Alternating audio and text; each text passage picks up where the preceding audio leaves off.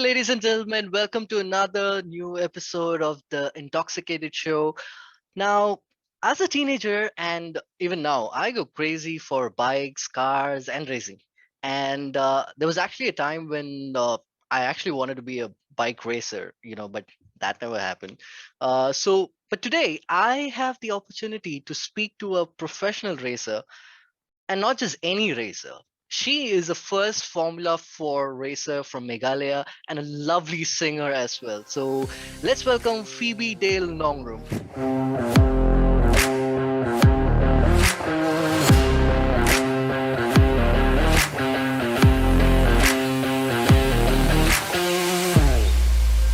Phoebe, how are you doing?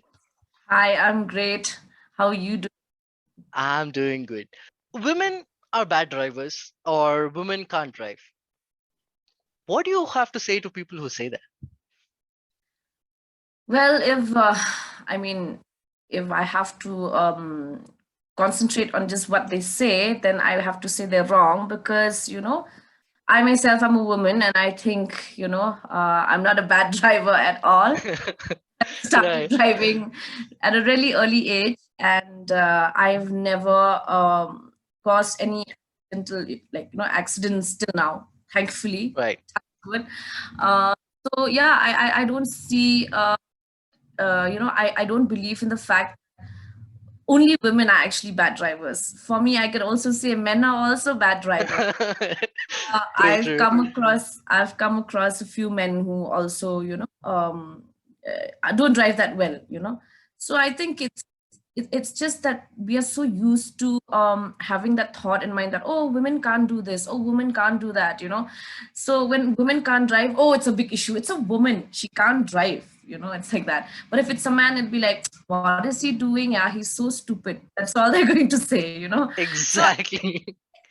I guess it's just something that, as an individual, some people are good at certain things and some people are not. So I just think it's that, but definitely women are not bad drivers. The first time you were behind a steering wheel, how did that feel? So personally, I started sitting on the driver's seat when I was 12. That was just Oh. out of curiosity. I wanted to Mhm. know how does a car function. Right. Basically, because mostly because my dad, when I was a kid, he would keep me on his lap. We would Shillong is a small town, Right. so back then not many people own vehicles. The roads are like quite empty during Sundays. So Mhm. Sundays like a family picnic or a family drive or a family dinner, or we go out for drives and then we go for dinner. So Mhm. during the time my dad would put me on his lap while he's Mhm. driving, and he would make like to tell me to, okay, here's a steering wheel, Mhm. there are white lines in between the roads. We don't have dividers here because we have quite small roads. We didn't need dividers. Not many people own cars then, like I said. Mhm. So stay inside the white line and not Mhm. go towards that side. You stay inside the road. So Right. I used to actually have, it was like kind of a practice for me, okay, how do I steer? Like, how much do I cut into turns? And, Mhm. some turns are like, longer, some turns are shorter because I live in a hill station and we have so many turns, like, there's Right. barely any straight roads here, we Mhm. probably have like about 30 to 50 meters straight. That's about it. That's another turn, you can't even call it straight. So yeah, so basically from there I was eager, but then I was pretty young then. I was like around 8, 9 years old. Mhm. And when I got to 12 years old, I was like, okay, now one point of time I will have to stop sitting on daddy's lap because I'm growing, and Yeah. he won't be able to turn the steering wheel anymore. So, I mean, we won't be able to turn the steering wheel anymore. So it's like, I think it's high time I try to find out what it's like sitting on that seat, how it's like to Mhm. actually drive a car. So I would ask my driver then and I would tell him, please, bhaiya, take me to, like an empty space and, help me learn how to drive or teach me and all that stuff. So he was like, okay. And he would teach me one thing at one time. He would tell me, Mhm. okay, this is the brake, this is the clutch, this is an accelerator. What does it do and all that stuff? And this is the gear. These are four important things in a car: your clutch, your brake, accelerator, and your gear. Mhm. Then on, slowly like that. He explained to me what I should do and how I do things, and then I got to know how that I should shift gears and all that stuff using the clutch, So it was on and on and on. So basically, by the time I was 14, 15, I was Mm, set to drive. Like I did not have any more issues. I wasn't scared, obviously, because I was pretty young, so I mm, didn't mind. When it's Sundays and when it's empty, I would take out, instead of my dad taking me out, I would take them out. We would go to wow. villages where there Hmm. are no cars and all on a Sunday, and it's quite Right. empty. He would let me drive. Hmm. So then when I once I learn how to drive this car, I just didn't want to stop. Even if my mom would say, "Go get X," I still get in the car and go get X in the car. It was like for me. So since then I was growing, I was very fascinated by cars and bikes. I started Hmm. riding when I was 14.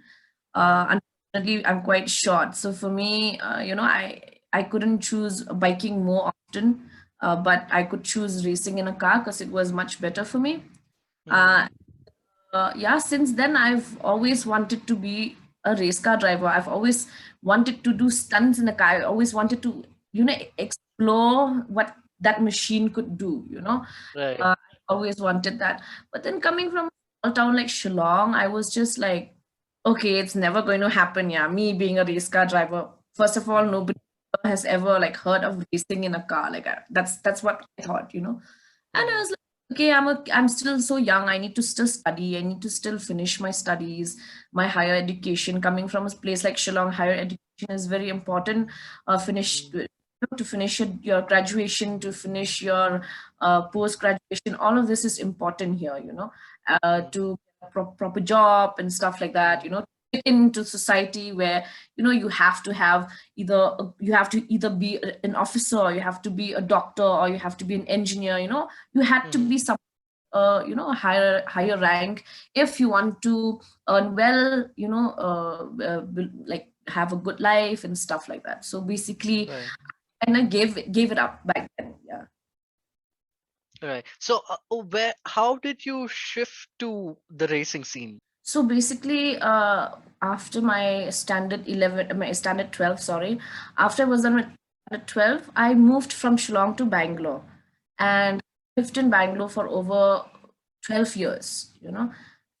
I told my dad, I think I want to do further studies outside so I could learn and experience. And I took up commerce in my standard 11, 12. So I thought it was best for me to go outside because, you have you could actually intern and work, because Shillong we don't have companies. Okay, then like fine, I'll go out and study. So I went off to Bangalore, did a little bit of exploring myself, made a lot of friends. I started working with how it started was I started working with Red Bull when I was in college. I met this mine in college, and she was like, "Hey, there's this part-time job at Red Bull and all that stuff. It's kind of fun and everything. We get to go around, meet people, go do events and stuff like that." So I went off for the interview, and that time my boss was somebody from Shillong actually, but she never told me from Shillong during the only told me this later on, after a day or two after I joined. Then she like, "Hey, surprise, you know what?" Then she spoke to me in Khasi, in my language, and I was like, Yeah. you know, like I didn't know all this while and stuff like that. And she was like, "No, no, I just didn't want you to think that, you got the job because we're from the same city." Like that. And yeah, so she knew that I loved racing and I loved cars. So she would send me on shifts, or like when there are like racing events, like before Mhm. MRF used to host the INRC. Then they used Mhm. to host a lot of racing events, even for bikes and all that. And I Right. kind of, whenever those events are there, when Red Bull is supporting, she would send me off to those events to handle the events with a few other of my teammates. And Mhm. and from there, it made me think. At one point of time, I thought I come from a small town. Racing was like way impossible, like, it will never happen. But then here I am now in this city, and this is my first step. This is my Right. first. I'm just getting into this world. Then I started learning more about it. Then I started making friends in the racing industry. and stuff like that. So when I made friends in the racing industry, they started encouraging me. They're like, hey, maybe you should Mm, go racing and all. But again, with the thought of me having to finish my studies, having to work and all that, I thought it was next to impossible for me to actually, uh, take that path and, just leave my work, or like, just change my career all of a sudden. And I took some time, mm, but and initially I was not happy. I was like, there's something I want to do. Should I just take the risk? Should I go for it? What if I land up with no job and I don't have money and this and that, and and I don't get anywhere in racing, what am I going to mm, do? But then at the end of the day, I was like, but I'd rather try than not be happy and staying in some job that I'm not happy. So I was like, okay, fine, I'm going to take a break. So I left Bangalore in 2017 and I came back to Shillong. I came back here. My dad was like, "Oh, you should write the UPSC exam, because there's no right. companies where show your resume here and work. Yeah. Much experience, it's going to be of no use." And I said, "Okay, fine, I'll go for coaching and all that." I went for coaching and all, and at the same time while I was coaching, there was a race that was a local race that was happening in Shillong. Some of my friends to host these events just for fun, for the adrenaline rush and all that. And so these two host events. That one day there was an event, I heard somebody had called me and said, "Are you not here?" I said, "I don't know. I don't have a car. Like, I didn't think I would come racing." "No, just come watch or something." So I said, "Okay, fine." So I head out there and I went to watch the race. But another friend of mine was like, "Hey, my car's there. Yeah, why don't you give it a try?" He was like, "You've always wanted to do this. Maybe you give it a try." I was like, what? Without practice, I'll just get into that car and drive. It's like so weird and all. He was like, just go for it. So I took the car and I went for the race. I did the ladies category, and to my surprise, I won the race. So from then on is when I was like, okay, I think I need to do more racing. So I continued from there. I was also a co-driver for a friend. It was very random.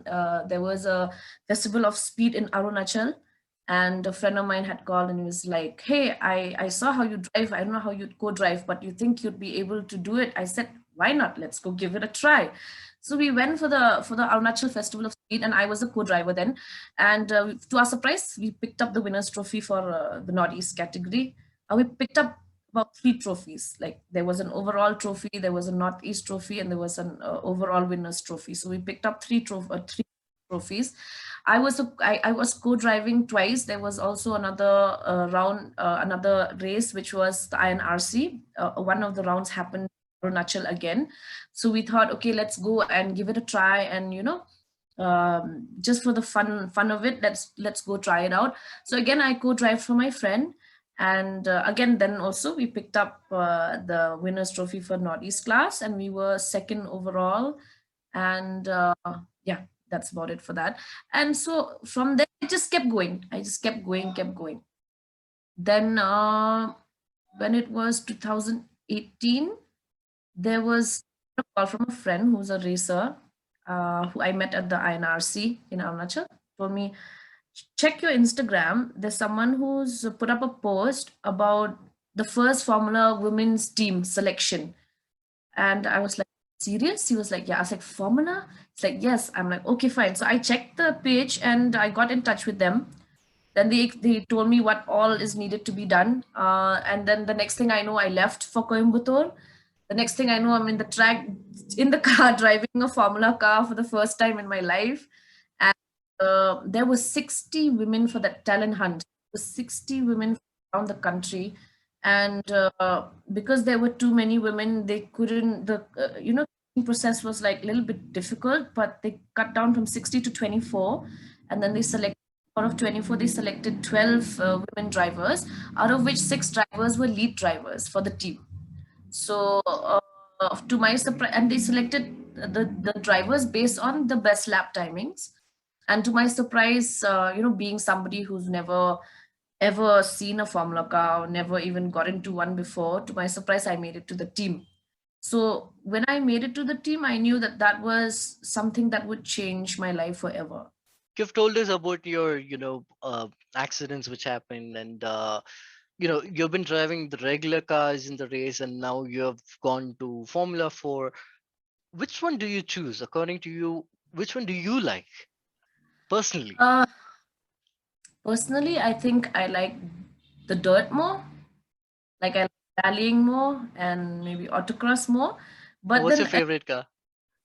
I cannot see. The thing is with rallying and all that, we have specific cars which are allowed. We Mm, have you have like your 1300, you have your 1600, mm, engine. So it depends, and they have different categories as well. Some of them use the Polo Volkswagen, some of them like to use the sedan, like mm, like the Esteem or the things like that, or some also use the Gypsy, the SUV.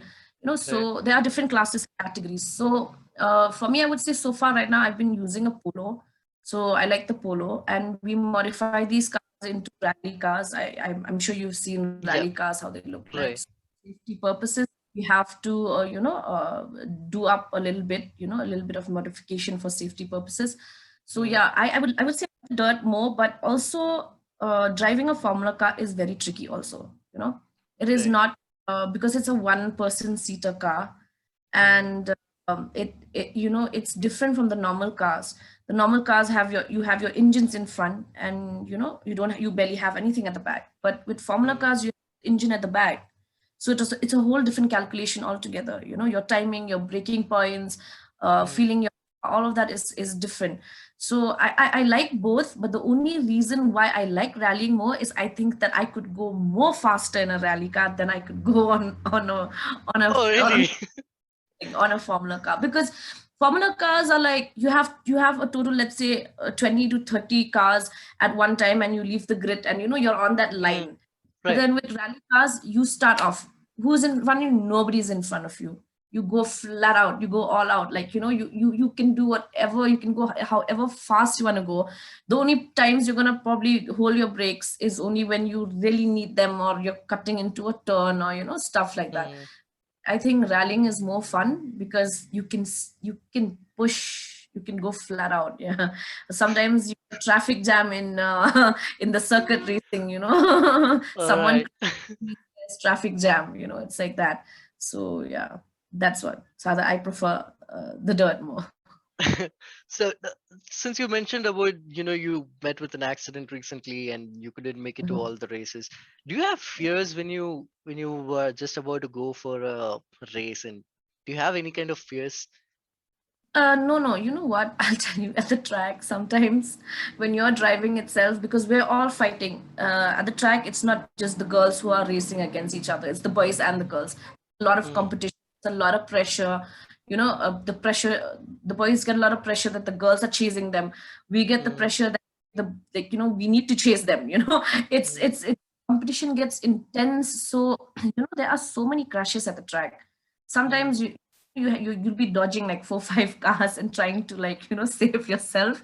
But I think because of the love for speed, I have never actually felt that fear. Like I feel like, okay, it happens. Yeah, you go, you crash, then you get back up, and I don't know, it's the same thing all over again. And then you go, you probably crash again, and you'll be like, okay, let's do this all over again. Yeah, so it's right. like that. What's your top speed? What is the top Huh. speed which you have? So basically, let's say the max I have probably squeezed out of the car is probably a 180, because we don't have stretches. We have Right. like a very short straight, and the rest is all turns and turns. You have your D, your C's, you have your Mickey Mouse. There's so many corners, and there's barely any straight. So you cannot squeeze much out of it. And like I said, there's a lot of traffic jam in the track, mostly, Right. so you really don't get to get like the max out of the car most Mm. times. So have you gone more than 180 out of tracks? Well, if I Like, go into a wall, probably. no, Or I'm probably talking about in the normal on highways the or something like that. streets. Yeah. Yeah, yeah, but I don't think that's a great idea to talk about. I know. I Safety feel. wise, I'll feel yes. you. Yeah, safety wise, it's not good, but yeah, Mm, we have tried it. We have all tried it. Come on, let's mm. be honest. Oh yeah. Yeah, yeah. Of course, definitely. Who wouldn't want to unleash, especially if you're driving like a car which gives you like, like a 200 or a 250 of Yeah, I obviously. personally have touched 220 on a highway. Yeah, yeah. If you So have a good yeah, stretch, definitely yes, it yes. was it was basically a stretch from Udaipur to Ahmedabad. So that's the in between you have one stretch of road, and the Gujarat highways are really nice. I love driving, like on a long drive or something like that. I really love it. I cannot go ahead and drive in cities, but if it comes to long drive, I really love driving. Yeah, yeah. So I used to do this Delhi to Ahmedabad runs and Ahmedabad to Pune runs and stuff like that. So Mhm. there's this one highway, in Gujarat, and the highways are really beautiful over there. So that's one point. Yeah, we did try. So I Yeah, don't know yes. The if this highways goes are out. awesome. Yeah, but Yeah. guys, don't try this. Yeah. All right. So moving forward, do you see yourself ever getting into Formula One? Do you have that goal? No.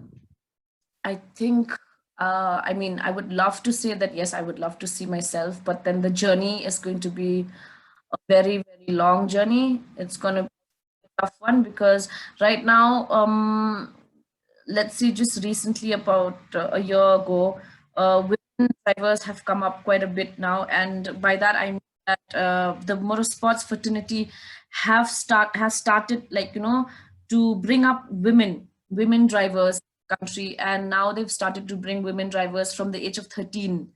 So from the age of 13, they train them in go-karts. They try the level best to get them into international circuits with go-karts and all that. So, it would be, for me personally, if I have to be realistic about this, it would be easier for these younger girls to get there to Formula One with the kind of process that they are actually, doing right now for the girls. They're trying to girl drivers for Formula One. Right now, internationally, like world, we have the W Series. It's called the Women's Series. It is as close to F1 as it can get for the women, and there are a lot of women good drivers in the W Series. So, I think that these women would be the first ones who would get there first to F1. Me, I think as of now, I would only concentrate on probably doing the nationals here, and if I do get a chance, I would love to drive for a team maybe around Asia somewhere, international for an international circuit. And if I am lucky enough, if someone picks me, I would definitely love to drive the W Series. Would love to represent India in the W Series. I mean that's not impossible. It's possible, but I'd have to put in a lot of hard work for that. Probably I'll have to find the right people, the right team, the right sponsors, stuff like that. Yeah. So F1 is a little too far off because right now there's no women drivers in F1 itself. Right. So, and I think I'm a little too old for F1. Okay. I mean, by Speak. the time I get there. Now, since we are into the age factor, what is now you told us like like they've started picking up women drivers from the age of 13. What like let's say women or men, what is the maximum age that you can get into, you know, as a racer? Maybe in Formula I 4 think or the maximum age to get into is not there really. Actually, you could Mhm. be 45, and if you could still, So I still have a chance. Nice. Nice. yeah, you still have the chance. I mean, like, if you're still fit, you're still fine, and you Right, have the skill. I don't think anyone should stop you from that. But right. when you say you go racing and you say you drive racing cars, the one thing that the one thing that comes to people's mind is that, speed. That's all they think about. You're a racer or speed. You love speed, but they think that when you get into that car, all you do is drive fast, but it's a lot of other things. You have to be fit, you have to understand things technical things, and then how you drive the car. Is the car behaving like how you want it to behave? How are you entering a corner? How are you exiting a corner? There's a lot more, than just us, basically. So I would say age is just a number of if you want to get into it.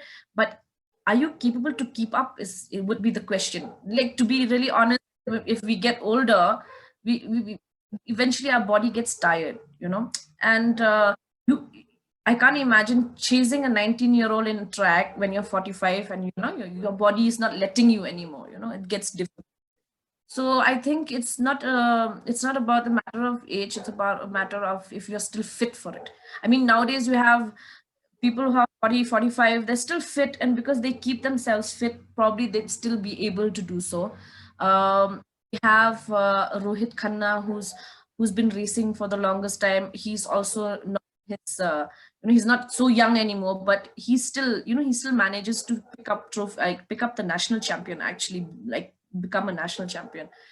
National champion, yes. So we have Rohit Khanna, who's like not 19 anymore, but he still has it in him. He's super talented. He's got good skills.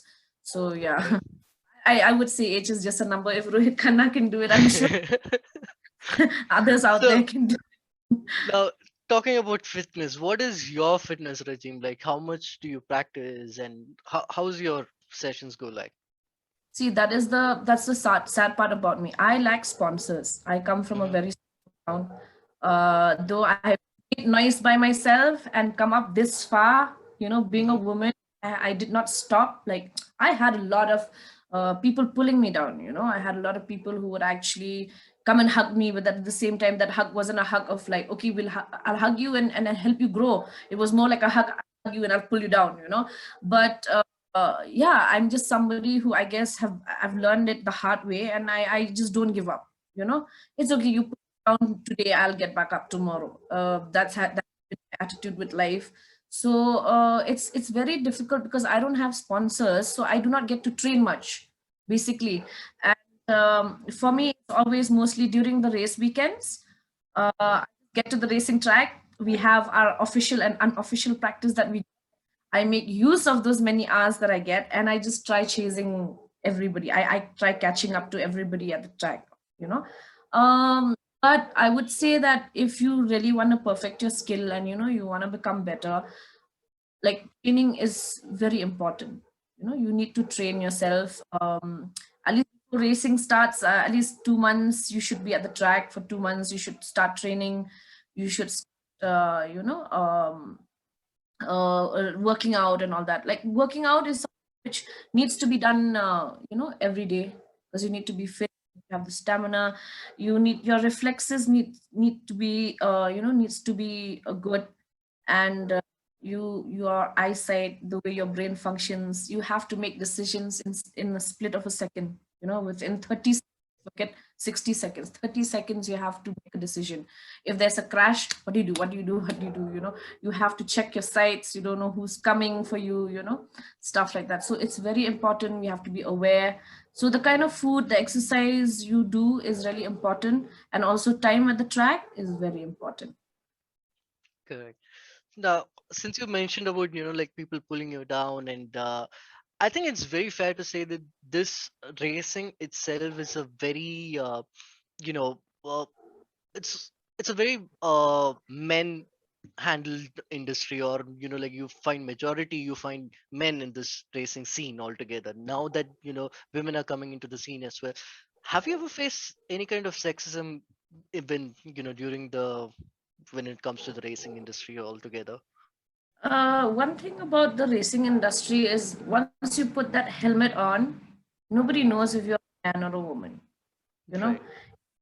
if you drive that car and you catch that man in front of you and you beat him by whatever seconds you can, or by how many seconds ahead of him you are, I think you're a winner. They won't differentiate it. Oh, you're a woman. No, you can't win. Or you have to be a man to win. So in one way, I love motorsports because it is not gender bias, and there's no gender discrimination in this. If you Hmm. beat, you're a man, but if I'm better than you, I'm just better than you. You know, Right. there's no such thing as we put the helmet on and we go for it. At the end of the, who's gonna get that podium? It depends on us how hard we work for it. So it's not like that, but I think that it's just the mentality of people, though, around Mhm. us, that are more like, oh, you're a woman, oh, you won't get there. Oh, you live in you're from Shillong, yeah. Look, we don't have racing tracks here. We don't have, Mm-hmm. go-karts here. You don't get practice and this and that. You get things like that. I mean, some people would say it just because they think it's so impossible. Like, you must be stupid to think that, you'd get that Mm-hmm. far. Some people would say it out of jealousy, like, you're not gonna get there. Why would you even want to waste your time? Go get a job Mm-hmm. like the rest of us, money, go travel, stuff like that. So compromise whatever you think would make you happy being a race car driver. No, compromise that and just get a normal job and be normal like us. So I guess people Right. just think that way. uh, for me, I think that when people tell me something like that is when I want to work even harder and be like, okay, if you think it's not possible, I'll prove you wrong. Like, I've always been like that. The more people tell me like you can't do it, and be like, oh wait, I'll show you. More like that. Like, I'll prove it to you. Yeah, don't worry. Like, Nice. And now, what did your family, what was their reaction when you told them that, see, this is what I want to do? Because you have told before that your dad wanted you to, go through the UPSC exams and all those things. How supportive were they? What was their reaction?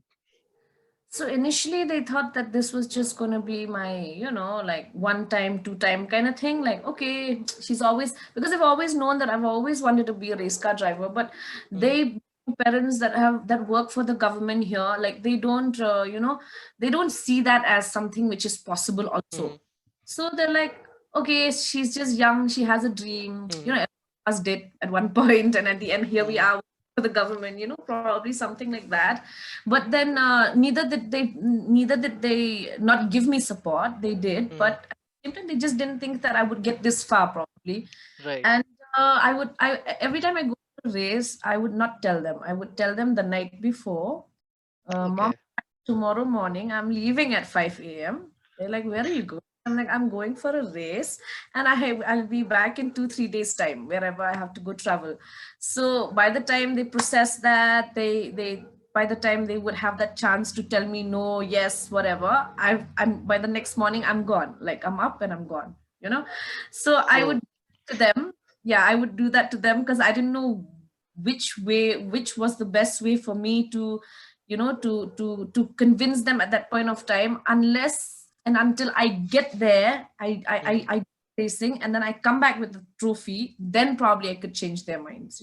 Right. So I would just tell them last minute before going, and I would just go, and then I would just come back with a trophy you know so That's then they, nice. like, first time, second time, third time, it just kept coming. I've done about 12 races right now. I've won Mm-hmm. 11.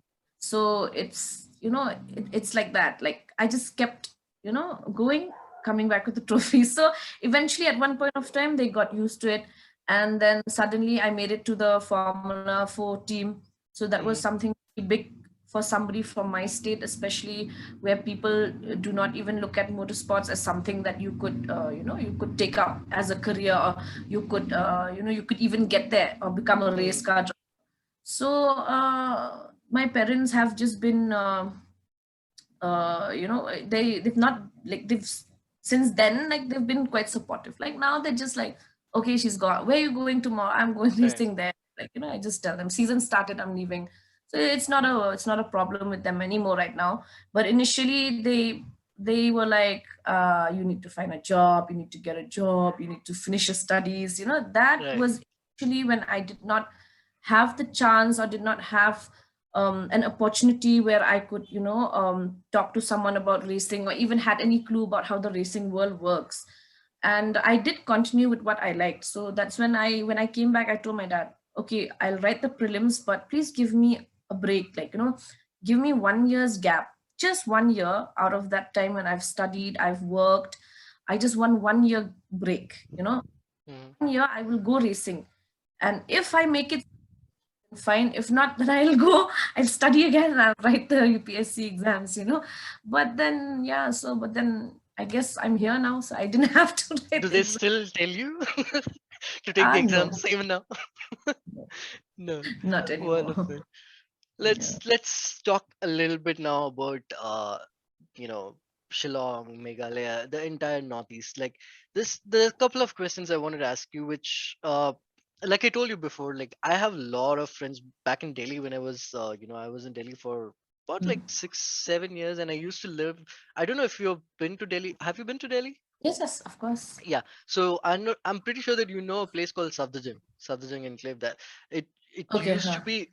Yeah. There were a lot of people from Northeast. I mean, like most of the people in that area were It's from like a Northeast. northeastern hub. Yeah, Mhm. yeah, exactly. So I used to stay there.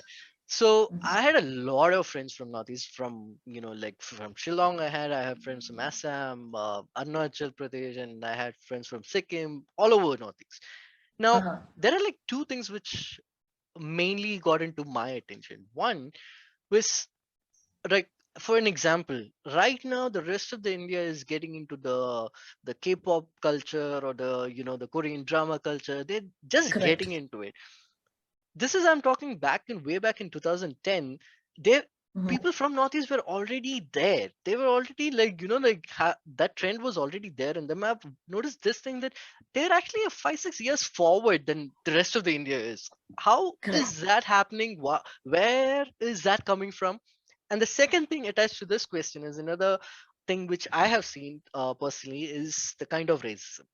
I mean, like, that's one point Yeah. which we need to go ahead and hit, like the kind of racism which, especially people from Northeast get. How do you have you ever faced anything like that, and how do you react to that? What's your take on that? So basically, I Northeast is a little bit ahead. Is I would say that a lot of people don't know about Northeast, and when we say we are from Northeast, the first thing that comes to their mind is they're from the jungle. Hmm. Basically, Right. the first thing that comes to their mind is that we're junglies. But Hmm. go back in history. I mean, I'm not going to go so far back, but like just a little bit, just to connect the whole thing. Hmm. The British was they lived in the Northeast Hmm. during times when the British were running India. But the Right. British were living in the Northeast. We have so many mixed breeds in the Northeast. Hmm. Not everyone who's from the Northeast are from the jungle. Like Right. my ancestors, like my great grandparents, they have, like, some of them were Americans. It was like Hmm. that. So Hmm. a lot of us, some Scottish also had settled in here. We have families Right. that are mixed breed, like Scottish family. We have Hmm. Scottish blood, and then we have English blood, and then we have the American blood. Like, a lot of like during that time, a lot of these people who worked for the army, for like the Britishers or whoever had come down to India, had visited the Northeast. Okay, Hmm. and have somehow sowed their seeds with some of the Khasi and the tribal people over here. So Right. in one way, we have always had that influence since then. So Hmm. when it has to do anything with the Western world, or it had anything to do with the outside world, we're always ahead over there. And the other Right. thing also, we love fashion basically. So if Yeah. Korea is one country that's right now the best in Hmm. fashion, you see all the northeastern people following that fashion. It's Right. like that. They are never, like, they're always up to date. They are never left in the dark. But for most people, just because they do not know where northeast is, they've never been there, they've never heard Hmm. of it, it's not a big city, they just Hmm. assume, like it's a jungle, people are junglies that come from there. But people here are actually highly very educated. Like I said Right. earlier, for me as well, education in the northeast is very important. Hmm. You you have to study, you have to finish your studies. If you do not finish your studies, your parents will throw you out of the house. You Right. don't belong in the family if you do not study. If you don't educate yourself, you don't belong here. Parents, even if even if they are like farmers, they work Hmm. really just to educate their children, because they do not want their children to grow up in a society where they're being condemned, or they don't Hmm. fit in. They would work really hard. Be it, even if if you're you don't have a big job, but you have a job enough to to survive and to make sure your children studies and go to school. You Hmm. will make sure that they actually study and get the highest of education possible. So Right. most of the people from northeast are educated.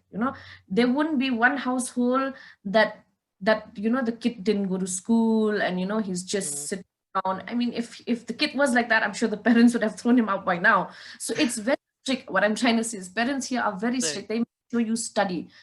I would get my ass whooped by my mom if I don't study after school. It was like, yeah, she would sit with the stick and she'd be, you have to study. And I hated studies then, okay? But yeah, so parents here are really strict. So we're quite up to date with a lot of things, but a lot of people don't know.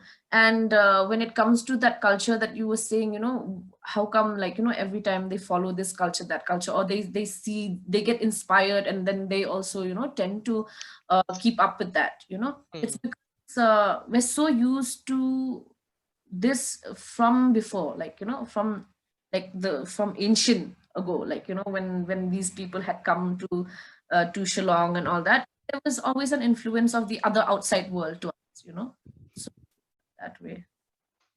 Very true. And what about the next question? What about the kind of racism and things which are happening in the mainland? Like, So for me personally, if you ask me, I believe that racism is something that an individual mm, um, possess, like, I mean, an individual, it's the way an individual thinks about another individual, probably, like, let's say someone can just be a douche and be like, hey, I have more money than you look like you don't have money, just by looking at how you wear your clothes, or how you look, mm, and then be like, oh, you're chinky, so you come from the jungle, or you don't know anything. But I'm sure at the end of the day, if that chinky would have sat down with that guy who has most money, I'm sure the chinky would have been the more educated one than the guy with the money, So I think right. it's just a personal thing, and it's a personal grudge. And you have some people who are so into, the fact that, oh, we should not let other people come to our state. We should not let them come and like, they have that mindset, that very small, narrow mindset, So True. that's when these kind of people, like, I'm not just saying there's one person, I'm saying there's many of those, when those many people come together, then we find racism in the country, but then again, like, because I have lived elsewhere out of Shillong, I've seen how people treat other people. For True. me, I have faced racism before, in Bangalore as well. And initially, to a point where I actually used to dye my hair blonde because I was so fed up of people like saying, hey, Chinky, this, that, oh, you come from there, and this, you guys Mm. are this, that. I get fed up. I got fed up at one point. I was like, okay, I don't want to talk to somebody. I mean, I don't want to talk to someone if they're gonna be racist with me. Just gonna dye my hair. I just dyed my hair blonde, and after that, they actually thought that I was some foreigner from somewhere, or nobody dared bothered me anymore, because once you're a foreigner from another country in India, if you screw around with them, the embassy will definitely Right. Right. take a call. So for me, I was like, hey, I'm blonde, like, don't want to screw with me, because my embassy will, so then nobody knew I was from Northeast. But then, yeah, it is actually a real, problem. But then again, what I found out personally was that I had friends from mainland India. I have a lot of friends from around, different cities in India, and Right. they're all amazing people. So I cannot say that everyone is racist towards the Northeastern, because Correct. I feel that is an individual look, like how they look at other people, how I would look at you, or how you would look at me, just by hearing where I'm from, only because people have tagged us before, or you've been tagged before as, oh, you're from Delhi, or you're like this, or you're from Mm. Northeast, this, so some people who have to still have that sad mindset, that weak and narrow mind, and these are the ones that still create racism, like, everywhere around the world, so I think it's just from people to people, and sadly, there are a lot of people still in the world that are still so racist. Yeah. So, True. True. I mean, like, it's a very bad thing that you're facing all these things even in your own country. It's at least like you go abroad or you're in a different country, you kind of face all these things. But in your own country, facing all these things, I think that there's a lot of education, or education in the sense, there's a lot of knowledge which has to be given to people, about the other states which are there in India as well, right? For an example, since I'm from South, people tend to call me a Madrasi because I'm not from that place, and it's a terminology which they use, and Yeah. you just have to deal with that, right? Yeah. Also, I think it has to do with something about upbringing, because I Right. feel that if Correct. parents would have taught their children much better, then by the time they grow up, they wouldn't have that mentality. Oh, this one is like that. Oh, I've been told so that they are chinkis and they're from the jungle, or this one is some kalawala madrasi, this, that, and all. Yeah. Wouldn't go to that point if their parents would have educated them. I think the upbringing from home is very important. That's one thing in our northeastern states. Family and upbringing of the children is very important here. I mean, you do have fail, of course. I'm not saying we're all perfect, right? But then an important aspect where you bring up your children. I mean, if I would do something wrong when I was a kid and I wasn't doing it right, my mom would whip my ass. She would be, this is not how you do it. So I think that is a good thing, because then you learn. Okay, then you learn, and then you realize that, oh, because I was wrong, I got what I got. I got the beatings because I was wrong. So I shouldn't call that guy a monkey, or I shouldn't call this guy a donkey, or I shouldn't call that woman a monkey. That way. Because these are not the right words that or the right ways to talk to people. To behave with people, like your manners. Like, once you're educated, once you're brought up in the right sense, I don't think you'll be racist to another person. It's like that. Right.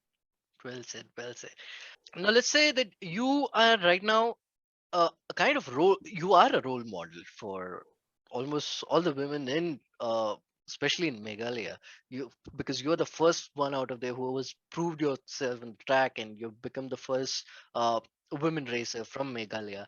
And now, how does it feel that you are now a role model? Has it brought any kind of more responsibilities on your shoulders, and have has it changed you in any way? For me, I think that one of the things that I loved is that that I can inspire. I love the fact that if they had to look up, if women had to look up to me, I would love it. Like, I've had a lot of women come up to me and be like, "Oh my God, I was so inspired by you," and I would say, like, "I'm glad I could inspire you. So I wish that whatever journey you're taking, that you take an example from me and you go for it. Don't stop, keep going. I mean, when you want to get somewhere, when you have a goal or you have a dream, the journey is easy. It's going to be so difficult. It is going to be so difficult that there are days you feel like giving up. There are days when you feel like, okay, I can't do this anymore.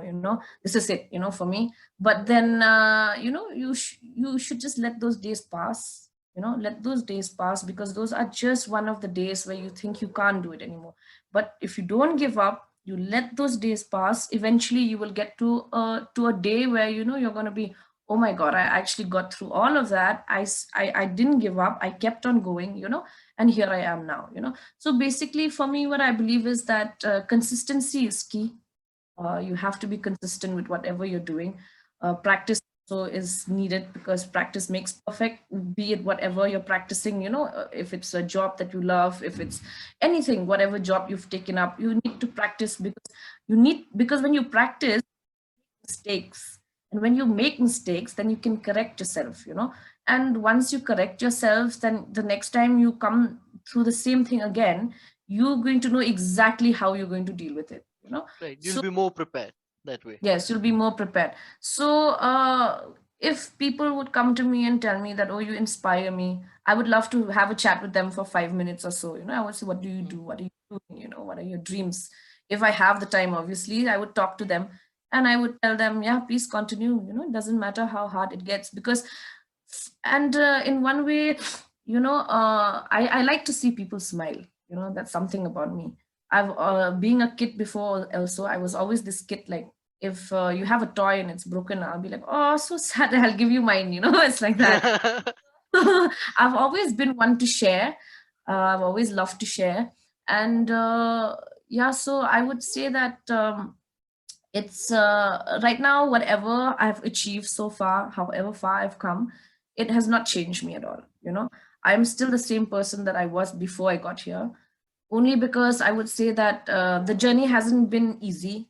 It's been Mm, so difficult. And I think that, you only grow when you don't let ego or attitude take over. right. At the end of the day, at one point of time, you were somewhere down there, and at the end of the day, you've worked really hard, and you've reached the top right now. So just because you're up here, it doesn't mean that you were not down there. So if you Right. find somebody, you find somebody coming, if I find somebody coming up to me, I wouldn't say like, oh my God, like, who are you? Like, why are you talking to me?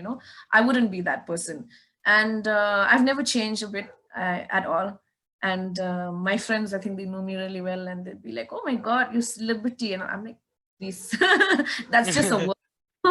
There's nothing like that. I'm still the same person. And my friends, they know me, they'll be laughing. They'll be like, man, you're still the same person. It's like you didn't even grow in age, you didn't grow like, otherwise as well. I mean, you didn't change otherwise as well. And I'll be like, yeah, because I think that it is very important to stay grounded. It's very important to be humble. Mm. And I don't see a point why I should feel so great about myself. Yes, I've achieved certain things, it's because I've worked hard, but I'm so sure a lot of other people out there, if they work hard, they will achieve exactly what I have achieved. So there is no need to be a show off or have attitude about. Has this celebrity moment ever happened to you? Like, did someone ever come to you like, I want a selfie, or something like that? And Yeah, when yeah, was yeah. the first time it happened? How did you feel about that? I honestly, personally, I felt really weird. I felt really, really weird. I'm like, okay, but I'm just another human being like you. I mean, like, that kind of a person. So it just, I cannot wrap that kind of thing in my head. And I'm like, okay. And then I've had people asking me for autographs, and they'll be like, can I get an autograph? I'll be like, what?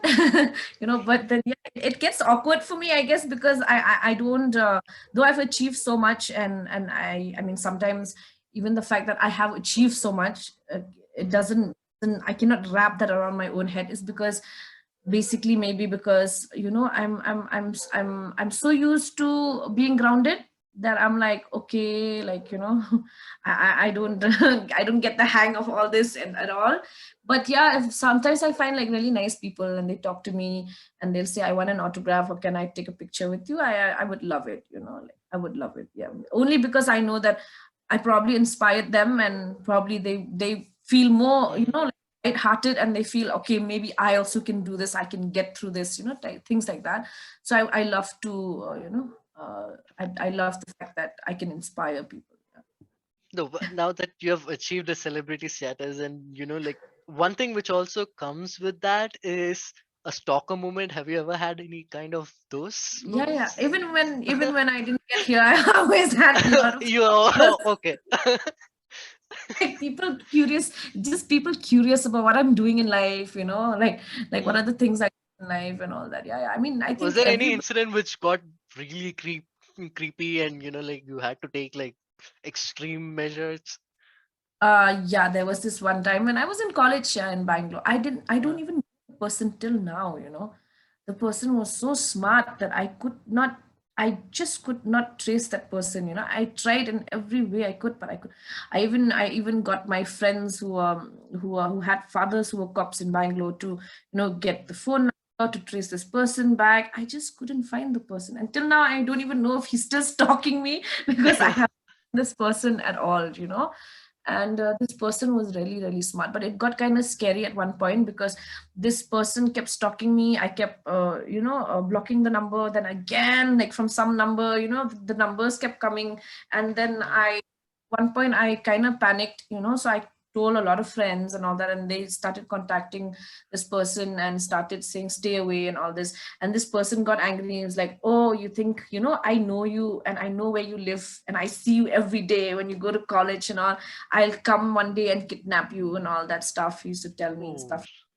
But eventually, I don't know. Yeah, I mean, me being me, I was always this tough tomboy girl. Okay, so I was like, yeah, come at me. We'll see if you can even carry me into the car. Before that, like beat you up or something. So I think this guy was like, oh, what if this woman is a crazy woman, stuff like that. He's never, this person didn't try anything though. So I don't know, this person must still be out there in the world somewhere, but I just have no idea who that person is. So it gets weird like that. So since before I've had people, I mean, I think most of us in life, we have, at one point, we all have stalkers, yeah. Somebody who's interested in knowing, oh, what does this person do? And why, even if it's Right. just your neighbor also, it could be Right. like your everyday stalker, so you never know. Yeah. All right. You're on the the racetrack. The race is about to go down. The countdown is begin. What goes through your mind? How do you, are you nervous? Are you anxious? What is your mental state that time? Once when we see the lights, and especially in circuit racing, Hmm. we know everyone is going to gun down that straight, into those turns, and whoever Right. makes it faster gets in front, right? It Hmm. is very, it's a moment, a lot of adrenaline rush for me. Hmm. Some I can feel the adrenaline so much so that I need to, like, calm myself down and say, okay, breathe, on the count of those lights, you let go and take off. I just keep talking to myself inside the helmet, because I get so excited that, okay, I just wanna, you know like, go for it. But then I have to wait for those lights. So in between waiting for the lights and going for it, I kind of, like, need to calm myself down, because you're like pumped up. So the adrenaline rush is crazy. It's crazy for me. It's so crazy that sometimes after the race, after we're done also, I'm like shivering, not because I was scared, but because of the adrenaline rush, that you feel. And then you get tired also, lap after lap after lap. Like I said, you really need to be Right. fit. Sometimes, when you're not fit enough, then you get exhausted also. And yeah, it's a long chase. So yeah, so basically, I would calm myself down inside the helmet just before I shoot out. Wonderful. And is there any kind of music that you listen to just to pump yourself up, or any bands? Yeah. Before we start the race, I love metals. I love metal music. I used to be a metalhead when I was in college. I wouldn't say I used Right. to be. Just that right now there's not much of metal gigs that happen around. The metal and the rock scene has died down quite a bit. Mm. But I myself, I'm a metal fan. And I would still listen to the old metal bands, and some new metal bands are there that I listen to. So I would listen to a few tracks before I get in the car and then go drive, because that's what pumps me up even more. So Right. yeah.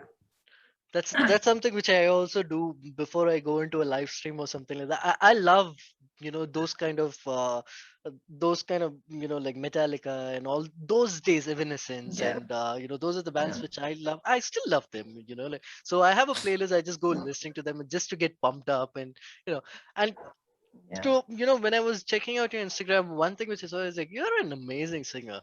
So have you ever tried to do something professionally over there, and or is it just a hobby? Um, when I was living in Bangalore, I used to sing in pubs. Actually, I used Oh. to go to yeah, I used to go to work. I finished work by, say, 9. Mm-hmm. I would work from 10:30 to 9, or some days I would work to 7, depending on how much work I had. Mm. I would finish work and I'd go to the pubs and I would sing. So yeah, I was living in Bangalore. I used to sing quite a bit, but now it's been a long time I haven't sang. I think my vocal cords are rusted by now. Have you I ever need to. tried it professionally? Like, like, did you ever uh Not you ever not really. think I about? mean, at one point I thought that, yeah, I should give singing a shot. But then I don't know. I think racing was more of my thing.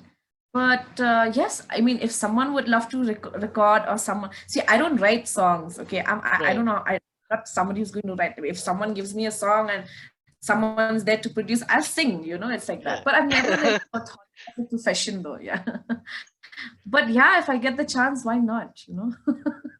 Nice, nice. I That's loves to explore, somebody who likes to try new things. I would love to try anything new at any point of time in life. Because I feel that unless until you try something, you'd never know if you're good at it, right? mhm. So I wouldn't mind, like, I really wouldn't mind trying things. Yeah. I really wish you luck, and thank Yes, you man. so much for joining today. And it's really nice. It's really nice talking to you. I Thank hope you. we have more. I like the interview too. It was very easy. Like you're saying, no, maybe after this you'll feel pumped up. Now I feel like going, getting ready, and going for dinner. Wonderful. All right. Ladies and gentlemen, thank you so much for joining in on this episode of the Intoxicated Show. Until I see you next time, hope you all have a great night and a great day wherever you are in the world and watching it. And make sure that you do go ahead and like and subscribe to our channel if you're new. This would really help us to go ahead and gain more subscribers, and YouTube to go ahead and promote our channel. And I would really appreciate if you could go ahead and share it as well if you love the video. If you go ahead and comment as to what you like and what you do not like, uh, go ahead and do that. And thank you so much for joining again. Hope you guys have an amazing day and amazing night. And until I see you next time or on the live stream, take care and stay tipsy.